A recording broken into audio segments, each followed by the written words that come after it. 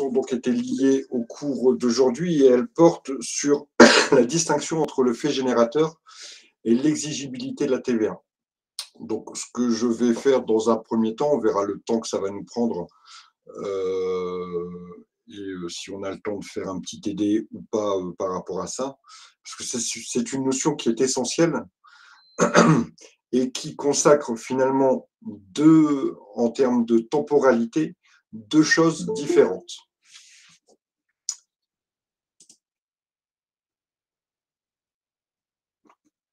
Voilà, pour les derniers arrivants. Donc, deux choses différentes, deux événements qui seront à des dates différentes en fonction, bien sûr, de l'activité de l'entreprise. Et ça, c'est ce que nous allons voir. Alors, je ne sais pas si vous avez eu le temps de voir le cours. Bon, on prend notre rythme petit à petit, hein, mais je pense qu'à un moment donné, on va devoir prendre le cours normal, c'est-à-dire que vous devez normalement avoir vu le cours pour la leçon, pour le cours visio, et puis on doit faire que le télé. On est encore dans le début de l'apprentissage de cette matière, donc j'aime bien faire des rappels, surtout sur cette notion qui est impérative et qu'il faut absolument que vous compreniez. Donc c'est le moment là, aujourd'hui, on va passer 2 cours là-dessus. C'est le moment aujourd'hui, dès que vous ne comprenez pas quelque chose, de m'interrompre et de me demander, bien sûr, une explication supplémentaire ou différente afin de bien comprendre, cette notion. Alors ici, on parle d'une temporalité différente, c'est-à-dire qu'on va pouvoir définir un moment où la TVA va être formée, c'est ce qu'on appelle le fait générateur, et un autre moment où la TVA sera exigible, c'est-à-dire que on va devoir la payer, bien sûr, à l'État. Alors, d'un côté, on va trouver ces notions d'exigibilité et de fait générateur. Donc là, on comprend bien qu'on est plutôt sur de la TVA collectée, donc sur l'action de vendre. Et de l'autre côté, on va trouver, et c'est ce qui nous intéressera dans les cours prochains, la problématique de la déductibilité de la TVA, c'est-à-dire savoir à quel moment je peux effectivement déduire cette TVA. Je vous rappelle quand même le grand principe, hein. L'entreprise qui va vendre à ses clients va donc collecter de la TVA. Et ensuite, elle-même va acheter à des fournisseurs, et cette TVA, on l'appelle la TVA déductible. La différence entre les deux, la TVA collectée moins la TVA déductible, nous donne la TVA que l'entreprise doit reverser auprès du service des impôts. La problématique ici, c'est de savoir quand je dois reverser cette TVA, et c'est-à-dire quand je dois la déclarer. Alors, on va s'attacher d'abord, dans un premier temps, à regarder la problématique de la TVA collectée. Quand l'entreprise doit-elle la déclarer? Et puis, dans les prochains cours, on verra la problématique de la TVA déductible, c'est-à-dire quand, à quel moment, à quelle date cette TVA devient déductible. D'abord, je veux faire un premier point sur la problématique, qui n'est pas vraiment une problématique, hein, mais de la date de facturation. Vous allez voir que bien souvent, dans nos énoncés, on va nous parler soit d'un fait de livraison, donc ça veut dire la transmission du bien vers le client, d'accord, c'est-à-dire le changement de propriétaire finalement, et puis la facturation. Donc la facturation vient, elle, constater finalement ce transfert de propriété. Dans le processus normal de la vente, vous allez faire un devis à votre client. Votre client, s'il accepte le devis, c'est-à-dire s'il accepte votre proposition commerciale, vous allez il va vous faire une commande. Ensuite, vous allez livrer le bien et enfin facturer le bien. Et dernière opération dans cette ligne commerciale, il y aura le règlement du client. Nous, ce qui nous intéresse ici, ce sont 3 choses. 1, à quelle date a été livré le bien? 2, à quelle date a été facturé le bien? Et 3, à quelle date le client a payé? 3 choses qui sont importantes. 1, la date de livraison. 2, la date de facturation. Et 3, la date de paiement. Et vous verrez que ces 3 dates, ces 3 moments vont avoir une influence sur le caractère sur le fait générateur et le caractère exigible de la TVA. Alors, pour qu'on soit bien au niveau du vocabulaire, hein, vraiment, il faut que vous vous mettiez ça en tête parce que je vais le répéter, le mot exigibilité, je vais le répéter peut-être 20 ou 30 fois par cours. Et le jour de votre examen, il faudra penser qu'à ça pratiquement. D'accord? Parce que très clairement, la matière P3 à l'examen, il y a 9 chances sur 10 pour que ce soit une problématique de TVA. D'accord? Il y a pratiquement toujours, à tous les examens de la TVA. D'accord? Au moins sur la matière P3. Donc, c'est vraiment quelque chose d'important. Donc, revenons sur nos 3 dates. La date de livraison, la date de facturation, la date de paiement. Et notamment sur les 2 premières, la date de livraison et la date de facturation. Alors, bien souvent, ces 2 dates vont être confondues. Pourquoi? Pourquoi les 2 dates, entre la date de livraison et la date de facturation, ça va être pratiquement toujours la même date? Parce qu'il y a une obligation légale, d'accord, qui découle du Code du commerce, qu'un commerçant qui vend un bien et qui livre un bien est obligé de le facturer immédiatement. Donc, obligatoirement, quand on a la livraison, on a pratiquement dans tous les cas la facturation derrière. Il y a une tolérance. Reprenez, s'il vous plaît, monsieur. Oui, je disais qu'il y a une disposition légale du Code du commerce. Alors, je vais faire un petit jam, d'accord? Comme ça me permet de bien visualiser les choses. Hop, alors, jam, ouvrir un tableau blanc. Un nouveau tableau blanc, comme ça me permet de vous montrer à l'écran de manière concrète les choses. Bon, ce n'est pas forcément utile de se connecter, je vais le partager, hein, ne vous inquiétez pas.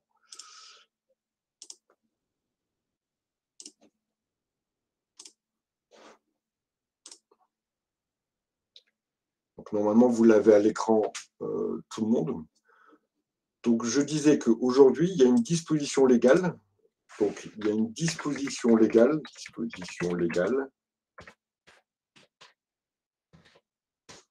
issue du Code de commerce qui oblige le vendeur à facturer son client au moment de la livraison.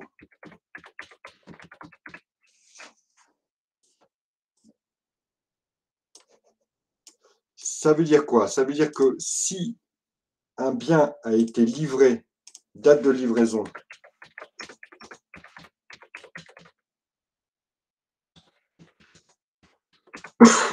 nous sommes le 5, date de livraison le 5/11/2021, obligatoirement la facture, 2021, pardon, obligatoirement la facture normalement doit être faite à la même date.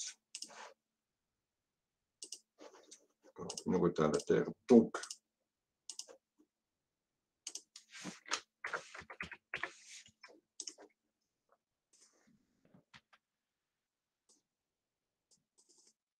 date de facturation.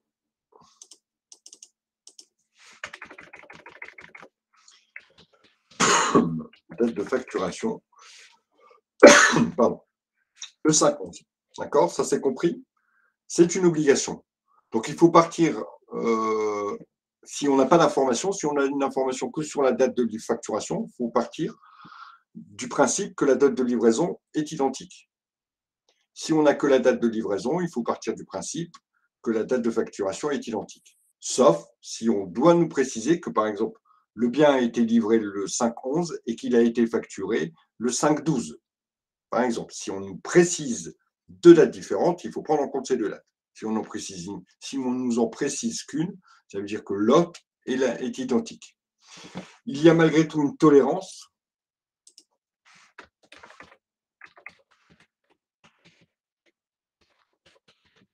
de facturation en fin de mois. Ça ne changera pas beaucoup de choses qu'une facturation, pardon.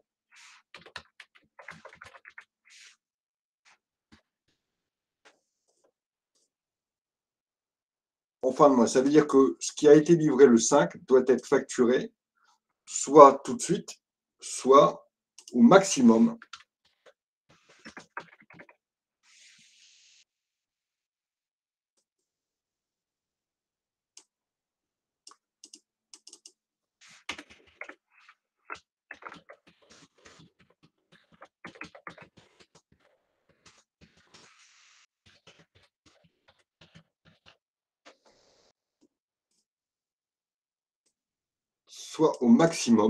à la fin du mois.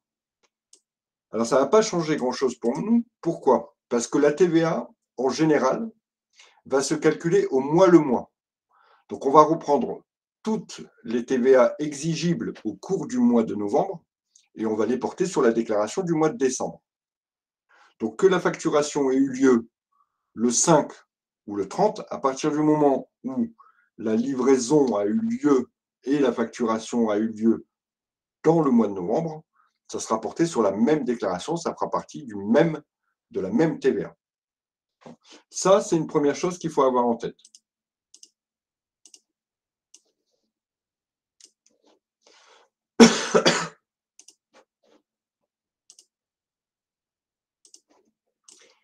Donc, revenons à ce qui nous intéresse le plus, c'est le fait générateur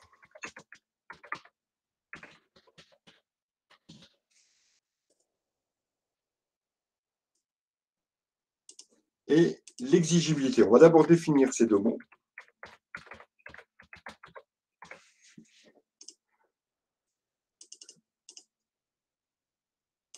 En termes simples, le fait générateur, c'est au moment où la TVA existe. C'est le moment où elle naît.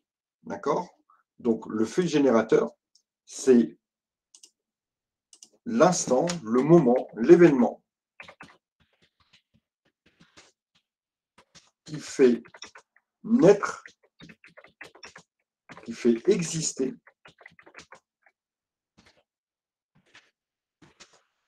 la TVA.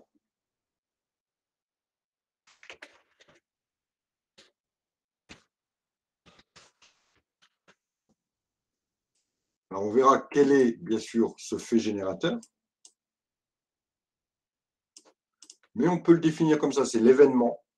Donc, obligatoirement, ça va nous donner accès à une date. L'événement a eu lieu pendant le mois de novembre, donc le fait générateur de la TVA se trouve à cette date.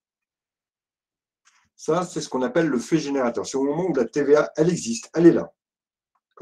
Elle est constatée dans les comptes de l'entreprise qui la collecte. Mais cette entreprise, à un moment donné, elle va devoir déclarer cette TVA auprès des services fiscaux. D'accord? Et c'est ce qu'on appelle l'exigibilité. C'est la date à laquelle la TVA est exigible par l'État.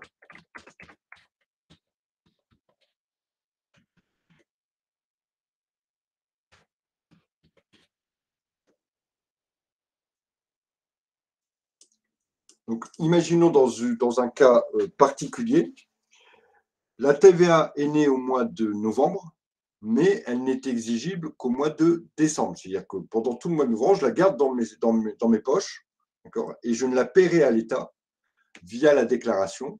Je ne la paierai à l'État qu'au au mois de décembre.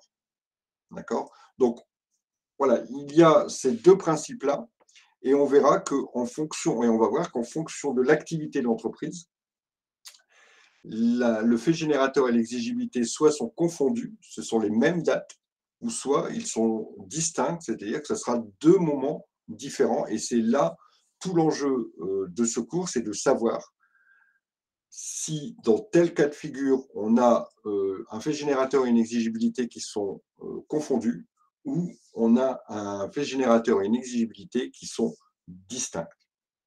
Est-ce que c'est clair pour tout le monde, cette notion de fait générateur et d'exigibilité?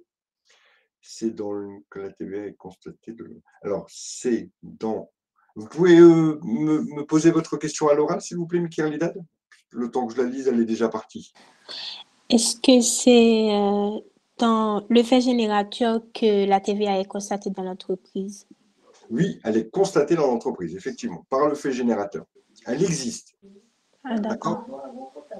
Et donc, obligatoirement, elle va être constatée dans les comptes de l'entreprise.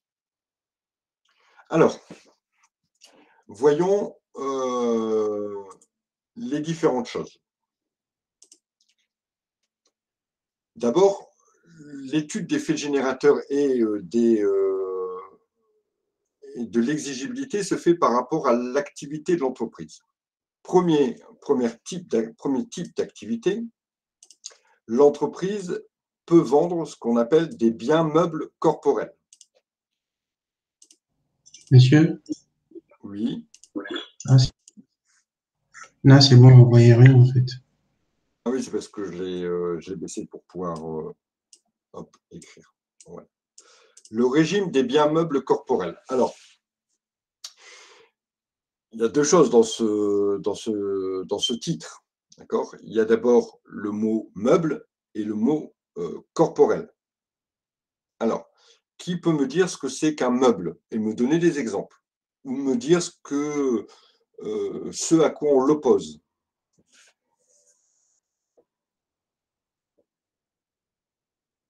Est-ce qu'une voiture est un bien meuble?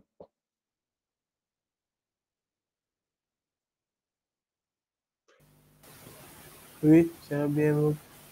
C'est un bien meuble. Pourquoi c'est un bien meuble? Parce qu'une voiture peut se déplacer. Parce qu'effectivement, on peut la déplacer. D'accord? Vous entendez dans le mot meuble qu'il y a le mot mobile. D'accord? Est-ce qu'une maison est un bien meuble? Oui, Diana?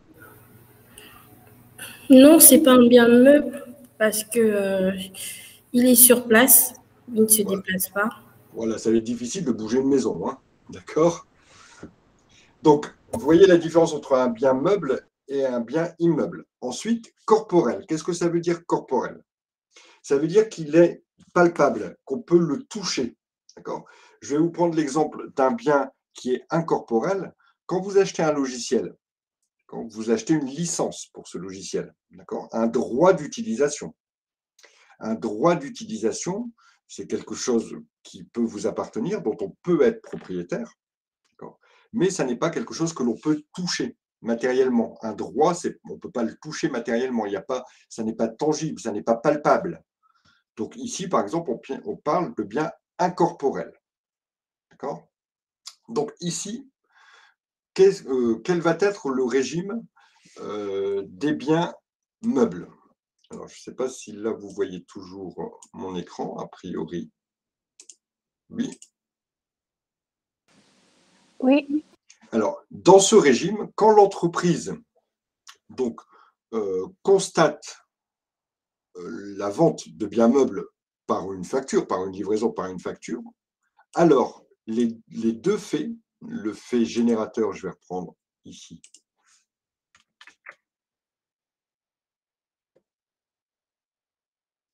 le fait générateur et l'exigibilité,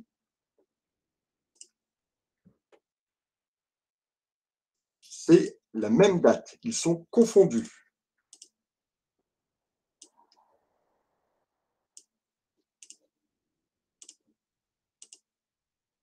C'est comme ça que je voulais faire. Comment ça, monsieur?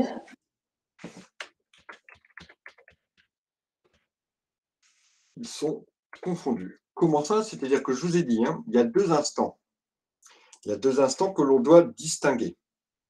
Il y a deux choses que l'on doit distinguer. Un, le moment où la TVA existe et le moment où je la dois. D'accord? Quand on est dans un régime de bien meuble, c'est-à-dire quand le vendeur vend un bien meuble, une voiture, un ordinateur, une machine-outil, alors les deux dates sont les mêmes. Elles sont confondues. Exemple, une entreprise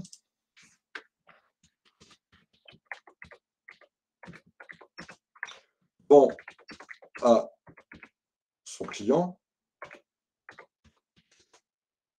un ordinateur.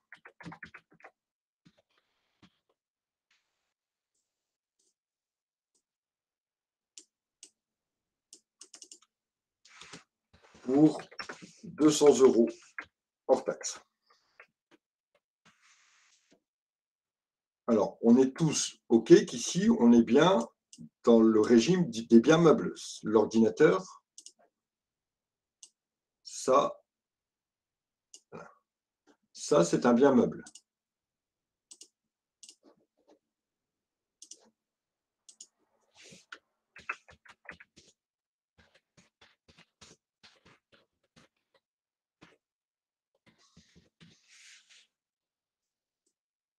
Alors, très rapidement, est-ce que qui j'entends pas souvent, Fardat. Vous êtes nouvelle, Fardat? Ouvrez votre micro si vous voulez me parler.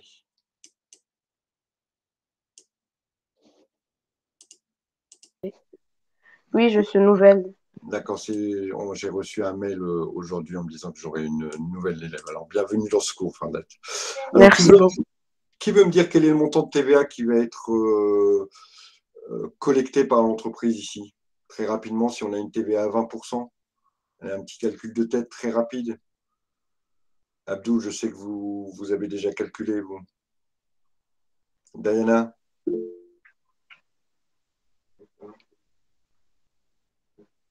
Alors, je ne sais pas qui 40 €. 40 €, merci Abdel. Donc ici, la TVA est de 40 €. 200 € fois le taux de TVA, fois 20%, égale à 40 € de TVA. Ces 40 €, c'est de la TVA qu'on appelle de la TVA collectée. Ça, normalement, je ne dois vous dire que des évidences là. Puisqu'on est sur une vente, on est sur de la TVA collectée. Imaginons que la date de la vente soit le 11/5/2021. Elle a vendu, donc livraison, le bien a été livré.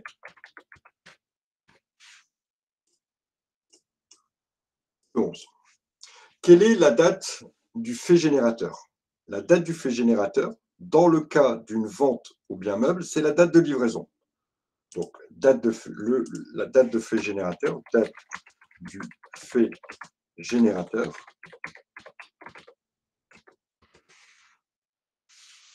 c'est la date de livraison.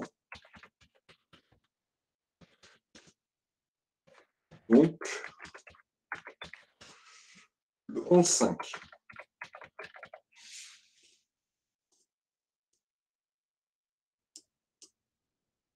Ça, c'est la première chose.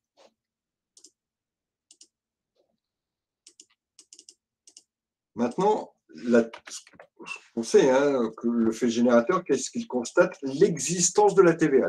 La TVA existe. Maintenant, à quel moment, moi, je dois la donner à l'État? À quel moment je dois la reverser à l'État? C'est au moment de son exigibilité. Et dans le cas d'une vente de biens meubles, la date du fait générateur est la même que la date de l'exigibilité. Ici, c'est idem, c'est pareil.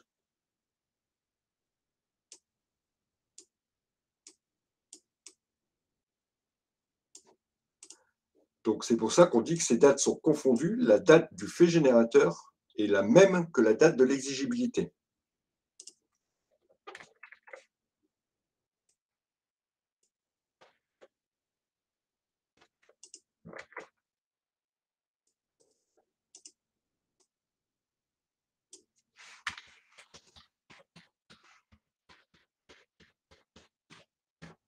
Donc, au titre du mois de novembre, je dois payer cette TVA, je dois la reverser à l'État. Est-ce que c'est compris?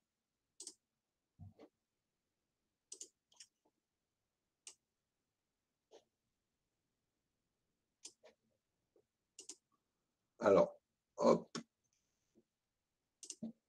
quelques exemples à vous donner.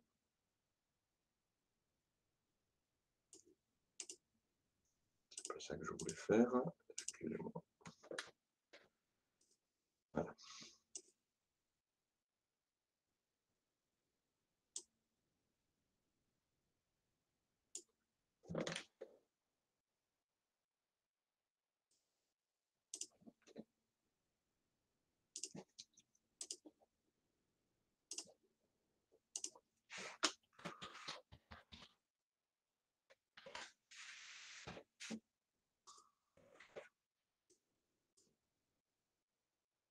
ici, qu'est-ce que l'on a?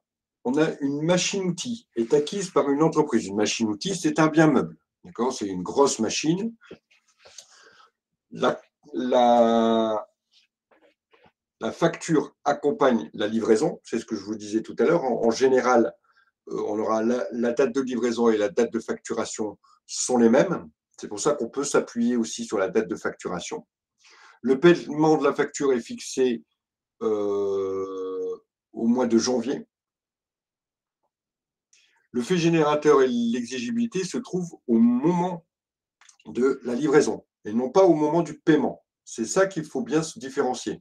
Je vous disais en début de cours qu'il y avait 3 moments, la livraison, la facturation et le paiement. Peu importe que la facture soit payée, la facture et la TVA est exigible au moment de la livraison. C'est-à-dire que pour le vendeur, il doit payer la TVA même si le client n'a pas encore payé. Il doit payer la TVA, il doit déclarer la TVA. La TVA est exigible, ce sont 3 phrases identiques. La TVA est exigible quelle que soit la date de paiement du client. Est-ce que c'est clair? Non. C'est pas clair? Il faut me le dire, hein. Surtout si c'est pas clair, vous me le dites. Non. Monsieur, répétez un peu. Je vais répéter, je vais reprendre. D'accord? Donc, ici, l'enjeu, c'est de savoir quand est-ce que je dois payer la TVA. Quand est-ce que moi, puisque la TVA, ce n'est pas pour moi, hein, la TVA, le hors-taxe, c'est pour moi. Ça reste dans l'entreprise. Et la TVA, quand elle est collectée, c'est-à-dire quand c'est sur les ventes,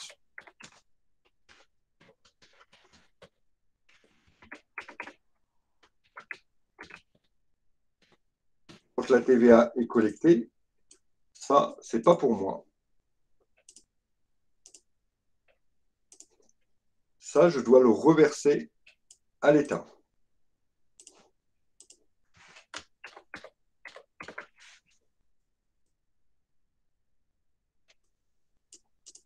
Ce que je veux savoir, c'est à quel moment je dois le verser à l'État. Et c'est ça qu'on appelle l'exigibilité. À quel moment je dois verser la TVA que j'ai récupérée de mon client. Ici, vous voyez bien que j'ai vendu un bien qui vaut 25 000 € hors taxe.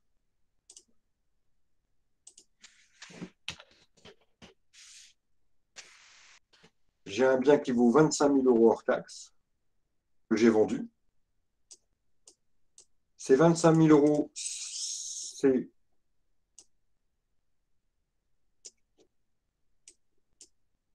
pour le vendeur, c'est pour lui. Ça, il va le garder. C'est le produit de sa vente. Alors, normalement, vous avez dû commencer à voir un petit peu en P1 les opérations comptables. Vous avez dû commencer à voir un peu le plan comptable. Non. On n'a pas commencé encore. On n'a pas encore commencé. D'accord, bon, alors ça ne saurait tarder.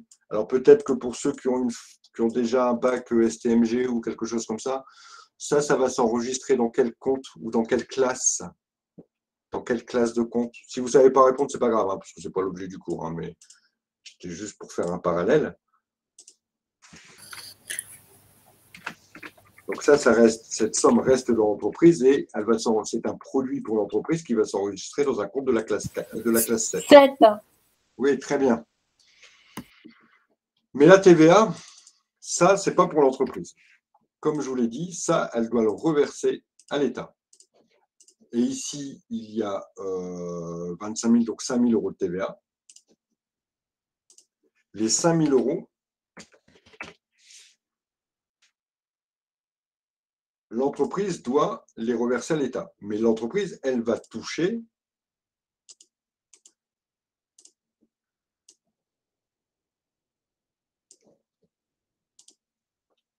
ça, c'est l'ensemble de ma facture. La facture fait 30 000 €. D'accord? J'envoie une facture de 30 000 € à mon client. Sur ces 30 000 €, moi, je vais garder 25 000 et il y a 5 000 que je dois donner à l'État. Est-ce que jusque-là, vous comprenez ce que je dis?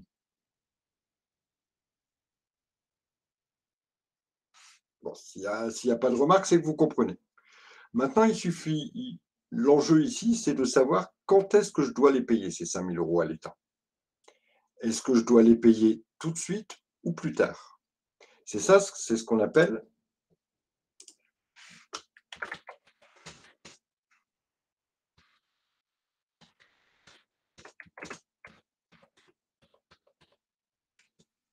l'exigibilité. C'est le moment où je dois la payer.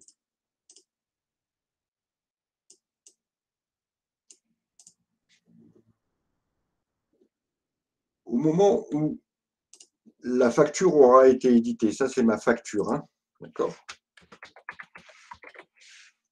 La date de la facture, cette facture, elle est en date du 27/11 de l'année N.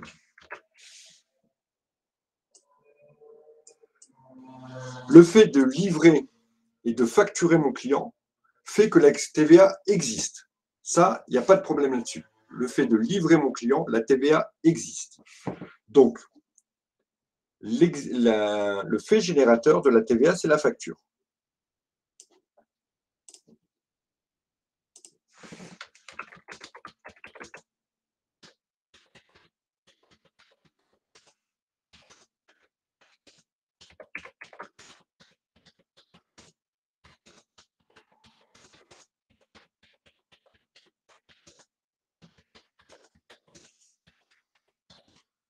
Donc ici,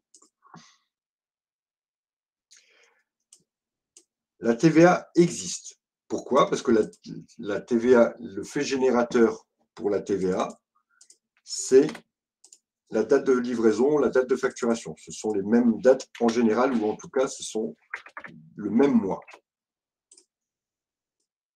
À partir du moment où j'ai fait ma livraison, la TVA existe.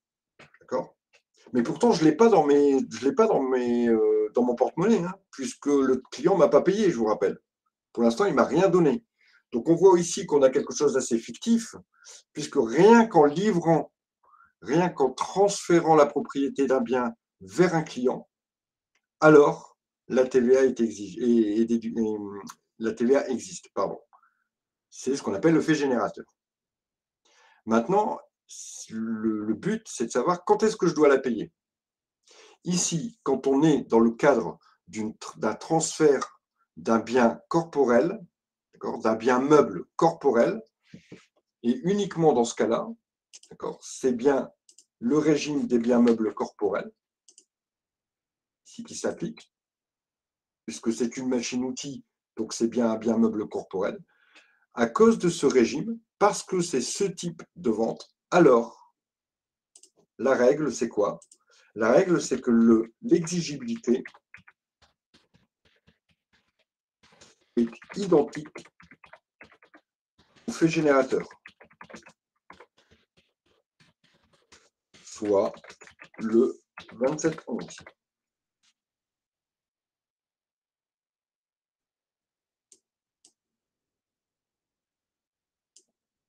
Donc ici, l'exigibilité, comme on est dans un régime de biens meubles corporels, alors je dois la TVA au moment où j'ai livré le bien.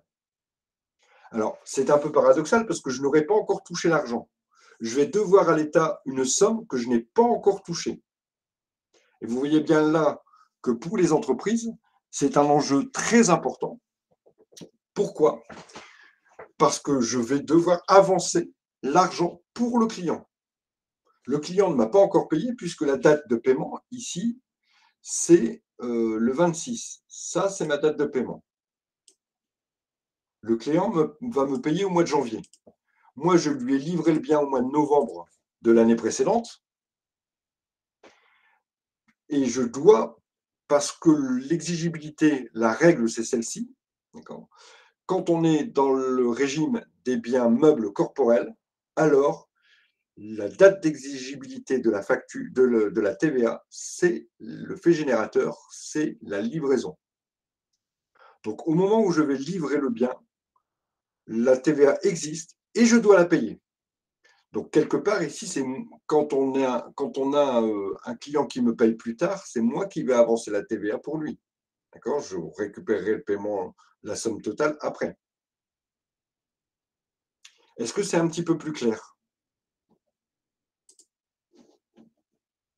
On va regarder un deuxième exemple.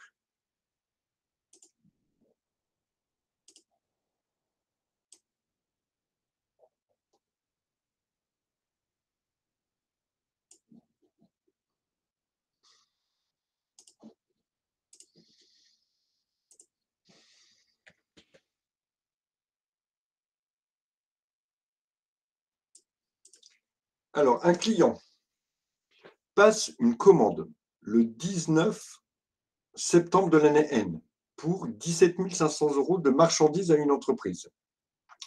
Lors de la commande, il commande un acompte. À la livraison, le client règle 50% du reste dû et le solde sera payé le 15/11. La livraison est la date à retenir pour fixer la date du fait générateur.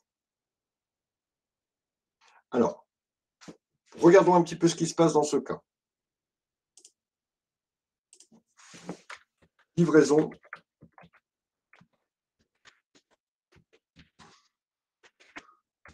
Le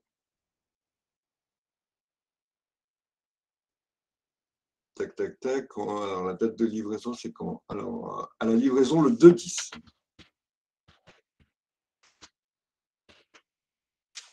Donc, livraison le 2/10.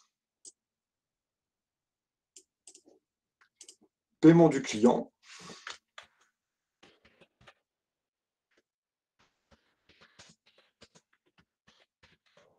Son paiement va intervenir en 3 fois.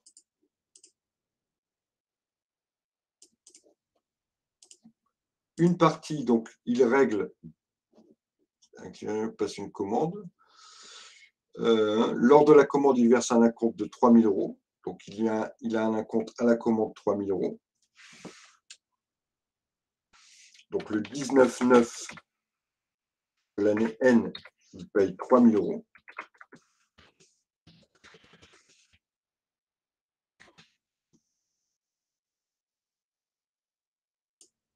Ça, c'est la première chose. Ensuite, au moment de la réception, c'est-à-dire au moment de la livraison qui a lieu le 2/10,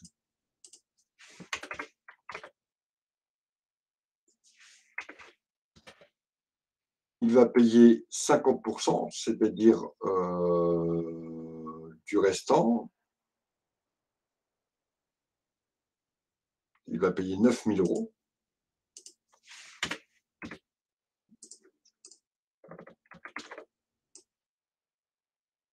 Et encore 9 000 € le 15/11.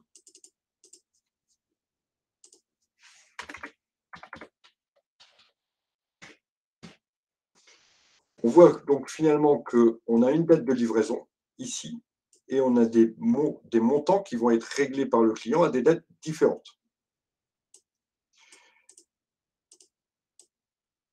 Comment on doit gérer la chose? D'abord, on doit regarder quel est le régime qui est applicable.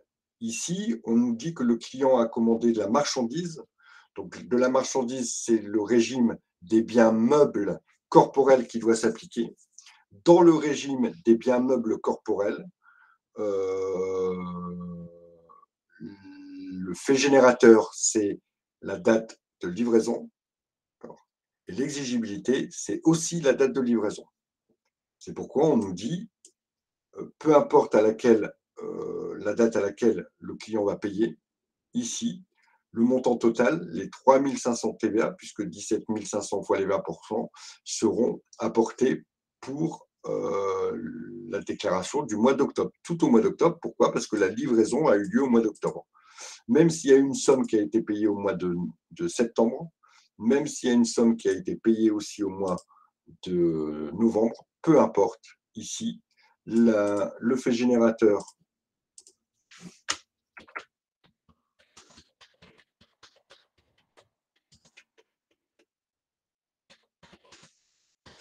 c'est le 2/10 et l'exigibilité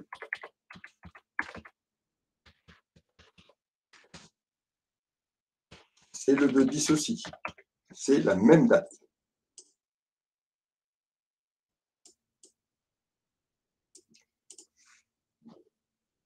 Des questions?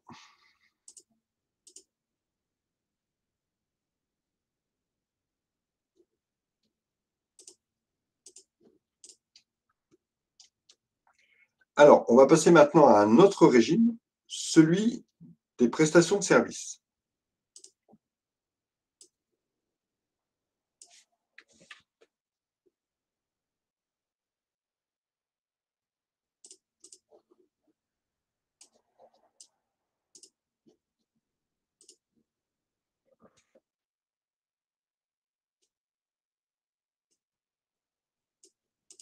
Alors, on voit bien, on entend bien que dans la prestation de service, il n'y a pas de transfert d'un bien meuble corporel. La prestation de service, ça sera par exemple le fait pour un avocat de facturer des honoraires, ou encore pour un expert comptable de facturer lui aussi des honoraires. Tout ça, ce sont des prestations de service. Sont assimilés aussi aux prestations de service les travaux dans le bâtiment. Voilà globalement ce que l'on va pouvoir trouver en termes de prestations de service. Alors, bien souvent, quand on va définir l'activité de l'entreprise, on va vous dire si c'est de la prestation de service ou pas. On va vous dire l'entreprise réalise par exemple des travaux de réparation. L'entreprise vend des instruments de musique. Donc là, quand elle fait de la vente d'instruments de musique, c'est bien le transfert d'un bien meuble corporel, mais elle fait aussi de la réparation d'instruments de musique. Pour l'activité de réparation, alors ça sera de la prestation de service. Donc deux régimes différents. Ici, qu'est-ce qui se passe?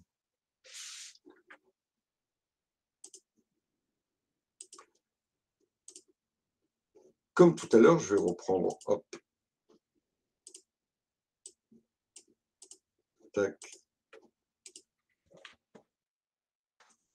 Ce qu'il faut qu'on connaisse, c'est le fait générateur, la date du fait générateur,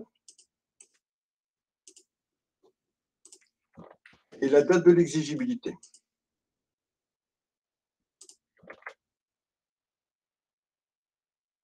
C'est ici que la différence va se faire. Pourquoi?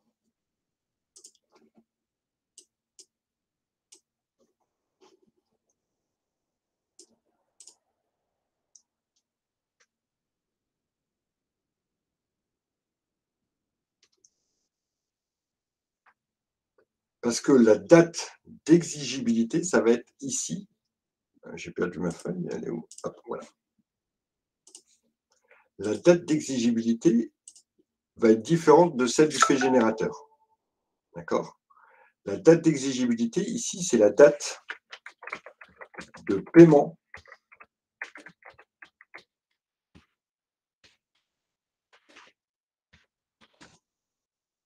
d'un acompte ou de la globalité, ou d'une partie, un paiement d'un acompte d'une partie, je vais me l'écrire comme ça, d'une partie ou de la totalité de la facture.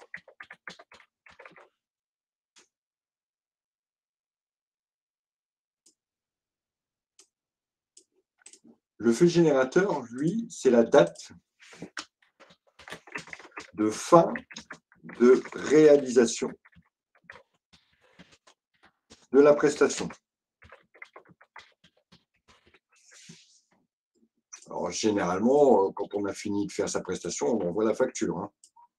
On a les mêmes exigences vis-à-vis du Code du commerce. Donc ici, on voit bien que les deux dates sont différentes. Ça veut dire que la TVA va exister à un moment donné, mais je ne dois pas la payer tout de suite. Je la paierai uniquement quand mon client m'aura payé. Ou éventuellement, s'il m'a payé un acompte, je dois aussi la constater et lui rendre un caractère exigible.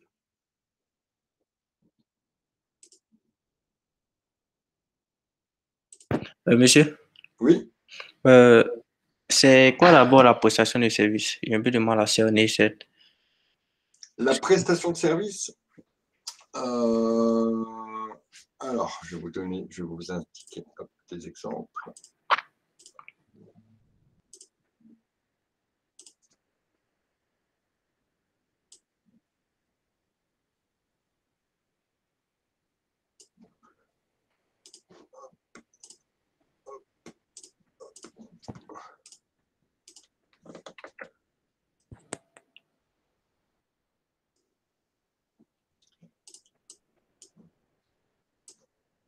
voilà, je vous ai mis des exemples à l'écran et je vous avais des exemples de prestations de services.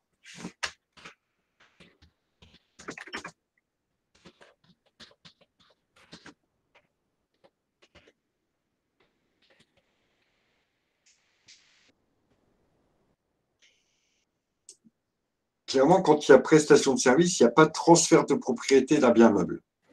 Imaginons qu'un expert comptable suive la comptabilité d'une entreprise. Il va facturer des honoraires pour la prestation intellectuelle qu'il va fournir. Alors, c'est une prestation de service. Il n'y a pas de transfert de biens. D'accord ? Quand les SNCF vous transportent de Paris à Lille, il n'y a pas de transfert d'un bien. Là encore, c'est de la prestation de service. C'est bon, vous comprenez mieux ce que c'est la prestation de service? Oui, monsieur, merci, monsieur. Donc, on était ici dans notre différence entre le fait générateur et l'exigibilité. Et ici, quand on est dans le cadre des régimes de prestation de service, alors le fait générateur, c'est la date de fin de réalisation de la prestation. Et l'exigibilité, c'est le moment du paiement du client. Est-ce que c'est clair? Là, on a une distinction entre les deux dates. Les deux événements sont distincts. Ce sont donc, tout à l'heure, c'était la même date, mais ici, ça sera des dates distinctes.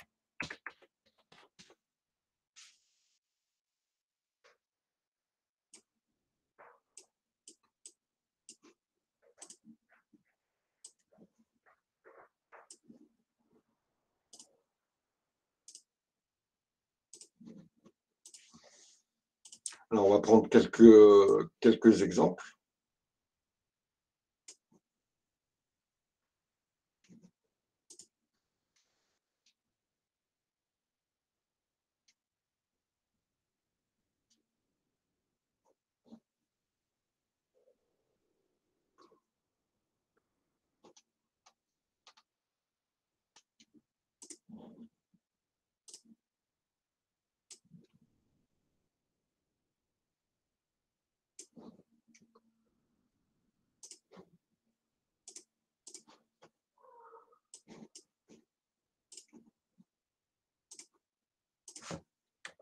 On va regarder les choses ensemble.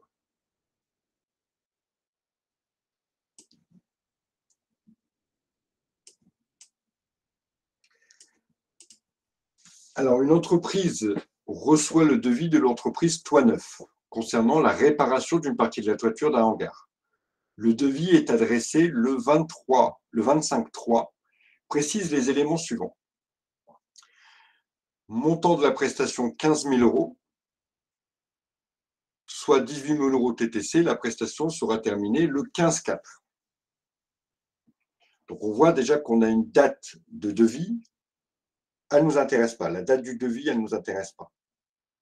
Ce qui nous intéresse ici, c'est la date de fin de prestation et les dates de paiement.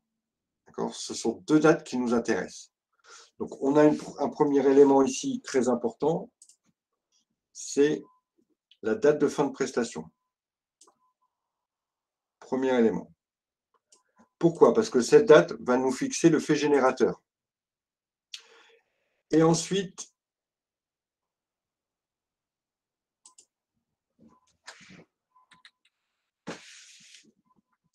on nous indique que le 15/4, je vous ai dit le 15/11 tout à l'heure, ça c'est notre fait générateur. On nous indique qu'il y aura différents paiements.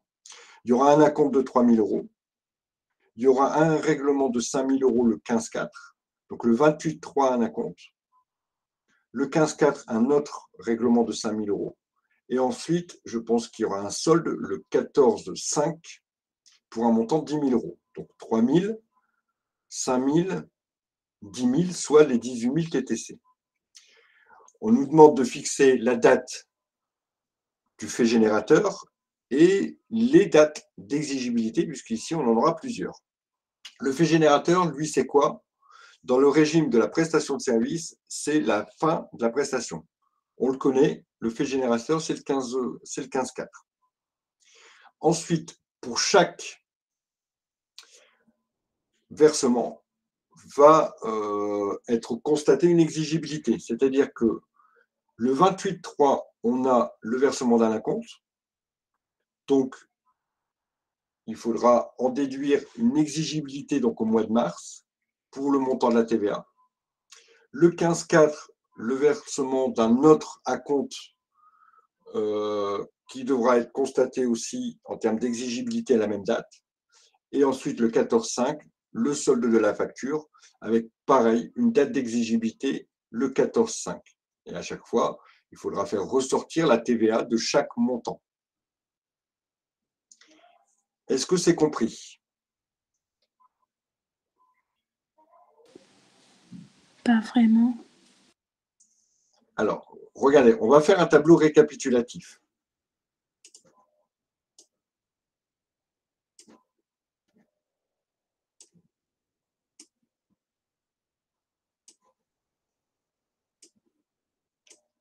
Et à la limite, ce tableau, une fois que vous avez compris ce que c'est le fait générateur et ce que c'est l'exigibilité, vous apprenez votre tableau et l'affaire est réglée. Et le tableau, il va comporter 4 cases.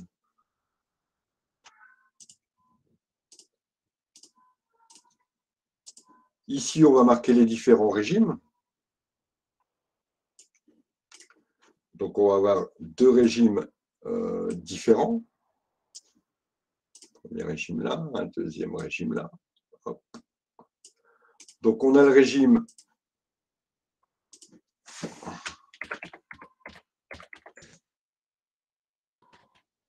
des biens meubles corporels. Le régime des biens meubles corporels. Donc, je vous ai expliqué ce que c'était un bien meuble corporel. Et ensuite, le régime des prestations de services.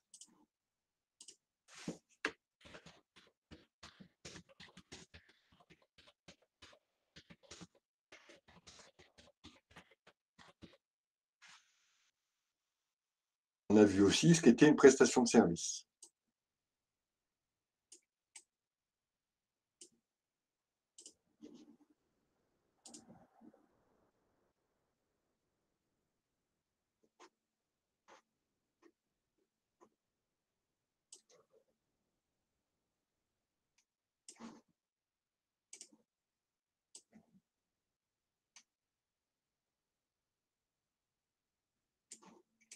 Alors,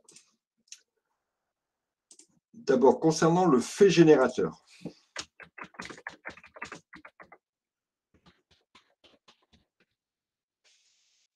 Le fait générateur, c'est le fait de constater l'existence de la TVA, de constater dans les comptes de l'entreprise l'existence de la TVA. Quelle est la date ou l'événement qui me permet de constater le fait générateur? C'est la date de livraison.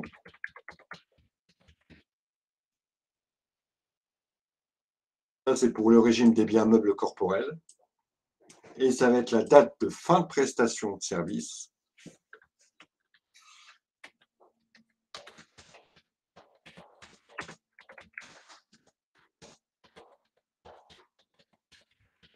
Pour le régime des prestations de service.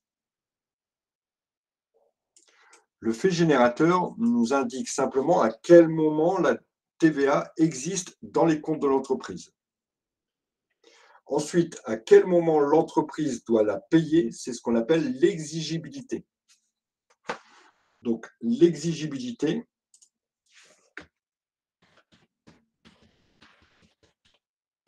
pour le régime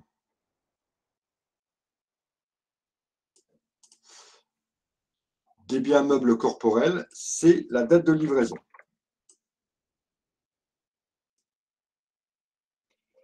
L'exigibilité pour le régime des prestations de services, c'est la date de tout paiement, qu'il soit d'un acompte, donc on pourra avoir effectivement plusieurs exigibilités, d'accord? Qu'il s'agisse d'un acompte, d'une portion de la facture, ou encore de la totalité de la facture, ou encore du solde de la facture.